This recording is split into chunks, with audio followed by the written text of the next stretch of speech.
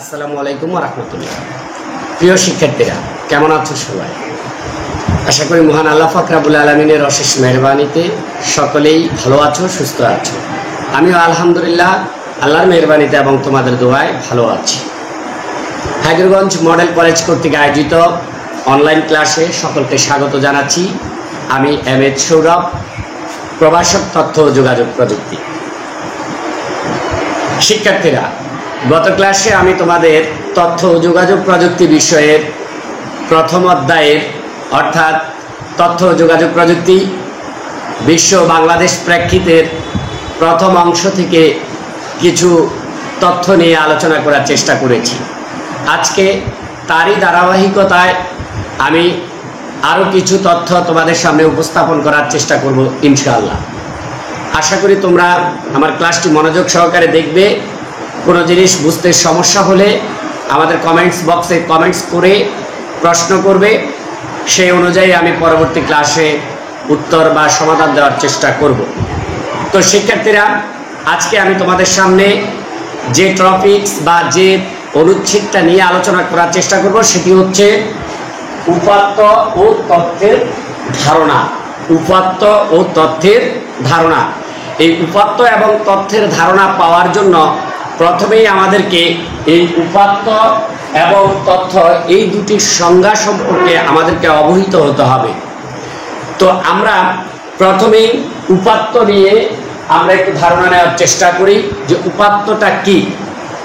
উপাত্তটা হচ্ছে এমন একটি বিষয় যেটি কোনো কাজের পরিসমাপ্তি, অর্থাৎ কাজ কমপ্লিট করার পর আমরা যে ফলাফলটুকু পাই, এক কথায় এটাকে বলা হবে উপাত্ত। আর সুন্দরভাবে যদি আমরা এটাকে উপস্থাপন করতে যাই তাহলে সেটা হবে যে সুনির্দিষ্ট ফলাফল বা আউটপুট পাওয়ার জন্য, সুনির্দিষ্ট আউটপুট বা ফলাফল পাওয়ার জন্য প্রসেসিংয়ের ক্ষেত্রে, প্রসেসিং মানে কার্যপ্রক্রিয়া, কার্যবিধি বা কার্যক্রম, এটাকে বলা হয় প্রসেসিং। এই প্রসেসিংয়ের ক্ষেত্রে ব্যবহৃত যে কাঁচামাল সমূহ রয়েছে সেগুলোকে বলা হবে উপাত্ত। সেগুলোকে কি বলা হবে? উপাত্ত। তাহলে আবার বলি যে সুনির্দিষ্ট ফলাফল বা আউটপুট পাওয়ার জন্য প্রসেসিংয়ের ক্ষেত্রে ব্যবহৃত যে সমস্ত কাঁচামাল ব্যবহার করা হয় সেই কাঁচামাল সমূহকে বলা হবে উপাত্ত। আশা করি তোমরা বুঝতে পেরেছ। যদি বুঝতে অসুবিধা হয় তাহলে কমেন্টস করে জানাবে। এরপরে ডেটা বা তথ্য। উপাত্ত গেল, এবার হচ্ছে তথ্য।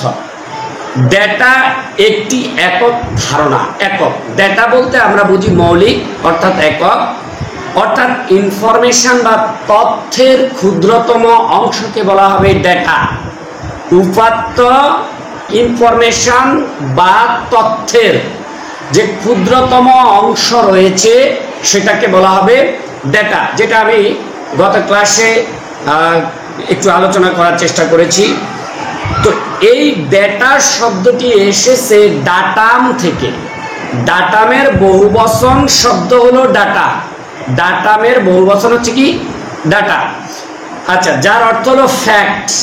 ফ্যাক্ট বিষয়, আমরা যে কোনো বিষয় ইটস নট ফ্যাক্ট অর্থ ব্যবহার করে থাকি, বাট এই ফ্যাক্ট এটা হচ্ছে অর্থ। অর্থাৎ ডেটার আরেকটি অর্থ হচ্ছে ফ্যাক্ট। কোনো ধারণা বা আইডিয়া, বস্তু যেটাকে বলা অবজেক্ট, শর্ত কন্ডিশন, অবস্থা সিচুয়েশন ইত্যাদির ফ্যাক্ট বা চিত্র বা বর্ণনা এই ডেটার অন্তর্ভুক্ত। তাহলে ডেটার অন্তর্ভুক্ত হচ্ছে কি? ফ্যাক্ট ডেটার অন্তর্ভুক্ত। এরপরে অন্তর্ভুক্ত কি আছে? আইডিয়া ডেটার অন্তর্ভুক্ত। এরপরে আছে কি? বস্তু ডেটার অন্তর্ভুক্ত। এরপরে শর্ত ডেটার অন্তর্ভুক্ত। এরপরে অবস্থা ডেটার অন্তর্ভুক্ত। এই ইত্যাদি ফ্যাক্ট বা চিত্র ডেটার অন্তর্ভুক্ত বা বর্ণনা ডেসক্রিপশন, যেটা এই বর্ণনাটুকুও ডেটার অন্তর্ভুক্ত। প্রতিটি কার্যকলাপ ডেটার জন্ম দেয়। প্রত্যেকটা কার্যকলাপ কি করে? ডেটার জন্ম দেয়। কোনো ঘটনার বা ইভেন্ট, বহু ডেটা জড়িত থাকে। যেই কোনো ঘটনার মধ্যে অসংখ্য ডেটা জড়িত থাকে, যেই কোনো ঘটনায়, এটা সত্য ঘটনা, মিথ্যা ঘটনা হতে পারে। এই সকল ঘটনা, যেই কোনো ধরনের ঘটনার মধ্যে অসংখ্য ডেটা জড়িত থাকে। ডেটা এক বা একাধিক বর্ণ, চিহ্ন বা সংখ্যা বিশিষ্ট হতে পারে। এই ডেটাটুকু এক বা একাধিক বর্ণ বা অক্ষর, ক্যারেক্টার, এরপরে সংখ্যা বা চিহ্ন, এগুলো কি হতে পারে? বিশিষ্ট হতে পারে। কম্পিউটারে ন্যূনতম সময়ে ও স্বল্প মেমোরি ব্যবহার করে, ন্যূনতম সময়ে, একেবারে কম সময়ে এবং স্বল্প মেমোরি, অর্থাৎ জায়গাটুকু কম লাগবে, এই স্বল্প মেমোরি ব্যবহার করে ডেটা প্রসেসিং করার সুবিধার্থে ডেটার শ্রেণী বিভাগ করা হয়েছে। কি করা হয়েছে? ডেটার শ্রেণী বিভাগ করা হয়েছে। তো কারণ বিভিন্ন ধরনের ডেটার জন্য ভিন্ন ভিন্ন পরিমাণ মেমোরি দরকার। কেন এই শ্রেণী বিভাগটা করা হয়েছে? এর কারণটা হচ্ছে যে প্রসেসিং করার সুবিধার্থে, ডেটাকে প্রক্রিয়াকরণের সুবিধার্থে এটাকে শ্রেণী বিভাগ করা হয়েছে। তো এই শ্রেণী বিভাগের মধ্যে রয়েছে বিভিন্ন ধরনের ডেটার বিভিন্ন পরিমাণ মেমোরির কারণে এবং প্রসেসিং এর সময় ও কাজের তারতম্যের উপর ভিত্তি করে। তাহলে মেমোরির ধারণ করার ক্ষমতা, আরেকটা হচ্ছে প্রসেসিং এর সময়, আর আরেকটা হচ্ছে কাজের তারতম্য, অর্থাৎ কি ধরনের কাজ হবে, প্রসেসিং করতে কত সময় লাগবে, মেমোরিতে কতটুকু জায়গা সে দখল করবে। এই তিনটি মূল বিষয়ের উপর ভিত্তি করে ডেটাকে শ্রেণী বিভাগ করা হয়েছে। তো অনেক লেখকের মতেই ডেটার শ্রেণী বিভাগ করা হয়েছে। অধিকাংশ লেখক বলেছে যে এটা হচ্ছে তিন প্রকার, অর্থাৎ নিউমেরিক, অনিউমেরিক এবং বুলিয়ান লজিক্যাল, অর্থাৎ তিনটা স্টেপে এটাকে শ্রেণী বিভাগ করা হয়েছে। তাহলে ডেটা শ্রেণী বিভাগ করা হয়েছে তিনটা মূল বিষয়ের উপর ভিত্তি করে। একটা হচ্ছে যে কতটুকু পরিমাণ সে স্থান দখল করবে, কিভাবে সে কার্যক্রমটা চালাবে, এবং সর্বশেষ 3 নাম্বার যেটা, সেটা হচ্ছে কাজের তারতম্য, কি ধরনের কাজ করবে, এটা কিভাবে করবে, কি ধরনের কাজ করবে, কতটুকু জায়গা, কত সময়ের মধ্যে সে এই কাজটুকু করবে। এর উপর ভিত্তি করে এই ডেটাকে 3 ভাগে ভাগ করা হয়েছে। একটা হচ্ছে নিউমেরিক, একটা হচ্ছে অনিউমেরিক এবং আরেকটা হচ্ছে বুলিয়ান লজিক্যাল। আশা করি তোমরা এই পর্যন্ত বুঝতে পেরেছো। যদি কারো বুঝতে সমস্যা হয় তাহলে অবশ্যই কমেন্টস বক্সে কমেন্টস করে আমাকে প্রশ্ন করবে। আমি পরবর্তী ক্লাসে তোমাদের এই যে সমস্যাটুকু দেখাবে তোমরা, তার সমাধান দেওয়ার চেষ্টা করব ইনশাআল্লাহ। এরপরে আমরা চলে যাচ্ছি ডিটেলস, নিউমেরিক, অনিউমেরিক এবং বুলিয়ান বা লজিক্যাল বলতে আমরা কি বুঝবো। নিউমেরিক হচ্ছে যে সকল ডেটা কোনো পরিমাণ বা সংখ্যা প্রকাশ করে। এই ক্ষেত্রে কি করবে?